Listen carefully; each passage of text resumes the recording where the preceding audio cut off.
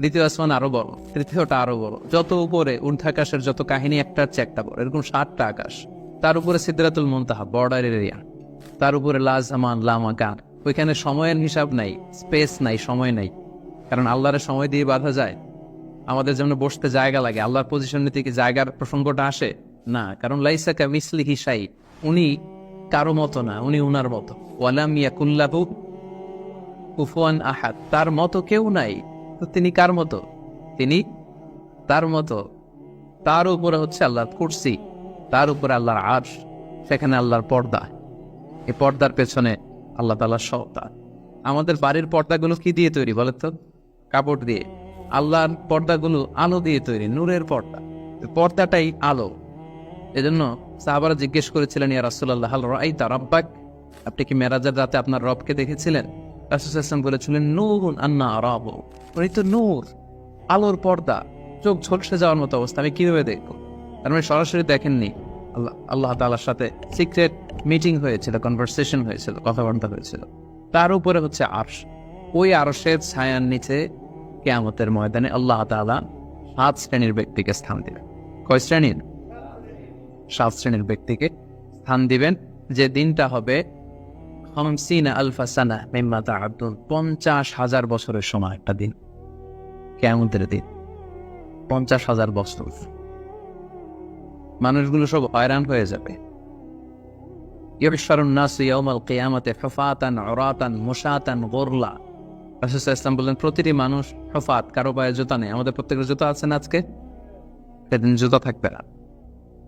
উরাতান, naked, উলঙ্গ। গাড়ি নাই, কিছু নাই, ঘোড়া নাই। গুরলা, জন্মদিনের পোশাকে সবাই পাগলের মতো। আমাদের আশা বলেন, ইয়া রাসূল, এটা কেমন কথা? কারো গায়ে যদি ড্রেস না থাকে তো সবাই লজ্জা পাবে না? একে অন্যকে দেখে হাসাহাসি করবে না? আল্লাহ রাসূল সাল্লাল্লাহু আলাইহি ওয়াসাল্লাম বললেন, লিকুল্লি ইমরিইম মিনহুম ইয়াওমা ইদিন শাআনু ইউগনি। আয়েশা, সেদিনটা এত ভয়ঙ্কর হবে যে অন্যের কি অবস্থা এটা চিন্তা করতেই সে ভুলে যাবে। নিজের অবস্থা নিয়ে এত পেরেশানিতে সে থাকবে, ঘর্মাক্ত, ক্লান্ত, শ্রান্ত, পেরেশান। সূর্যটা একেবারে মাথার কাছে চলে আসবে। সূর্যের তাপে মাথার মগজগুলো গলে নাকের ছিদ্র, কানের ছিদ্র দিয়ে বেয়ে বেয়ে পড়বে। জিহ্বাটা কুকুরের মতো বেরিয়ে আসবে সামনের দিকে। মানুষ হাঁপাতে থাকবে, দৌড়াতে থাকবে, ক্লান্ত শ্রান্ত, কেউ কাউকে চেনে না। ইয়াউমা ইয়াফিরুল মারউ মিন আখিহি ওয়া উম্মিহি ওয়া আবিহি ওয়া সাহিবাতিহি ওয়া বানিহি। ভাই ভাইকে চিনবে না, পরিচয় দিবে না। মা ছেলেকে দেখে পরিচয় দিবে না, বন্ধু বন্ধুকে দেখে পরিচয় দিবে না। সবাই ইয়া নাফসি ইয়া নাফসি। ওই ভয়ঙ্কর দিনে আল্লাহ তাআলা 7 শ্রেণীর লোককে তার আরশের নিচে ছায়া দিবেন। আমরা কি চাই না যে আমরা ওই 7 শ্রেণীর অন্তর্ভুক্ত হই? আমরা আল্লাহ তাআলার কাছে কামনা করি আমরাও যেন সেই 7 শ্রেণীর অন্তর্ভুক্ত হয়ে সে ভয়ঙ্কর দিনে আল্লাহ তাআলার আরশের নিচে ছায়া পেতে পারি। আরো জোরে আমরা সবাই পড়ি আমিন। ওই 7 শ্রেণীর ব্যক্তিদের মধ্যে প্রথম শ্রেণী হচ্ছে ইমামুন আদিল, ন্যায়পরায়ণ শাসক, the just ruler, the just king. যেই বাদশাহ, যে শাসক, যে কিং তার প্রজাদের প্রতি ন্যায়পরায়ণ ভাবে বিচার করে, ইকুয়ালি ট্রিট করে সবাইকে, কারোর উপর জুলুম করে না। কারণ আল্লাহ তাআলা জুলুম পছন্দ করেন না। আল্লাহ কি কারোর উপর জুলুম করেন? কিয়ামতের দিনের বিচারে তিনি কারোর উপর জুলুম করবেন? আল্লাহ তাআলা বলেন, ইন্নী হারামতু যুলমা আলা নাফসি, আমি আমার উপর জুলুমকে হারাম করেছি, ফালা তাযালামু, তাই তোমরাও তোমাদের উপর জুলুম করো না, খবরদার।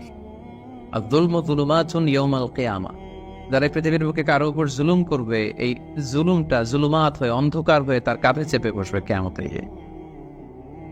সো আল্লাহ তাআলা প্রথম 7 জনের মধ্যে সর্বপ্রথম যাকে আরশের নিচে ছায়া দিবেন তিনি হচ্ছেন ইমামুন আদিল, just king, the just ruler, ন্যায়পরায়ণ শাসক, যারা আদালতের সাথে কাজ করে। ইন্নাল্লাহা ইয়া'মুরুকুম বিল আদলি ওয়াল ইহসান, আল্লাহ তাআলা এই আদালতের ব্যাপারে, জাস্টিসের ব্যাপারে সবসময় তিনি আদেশ করেন।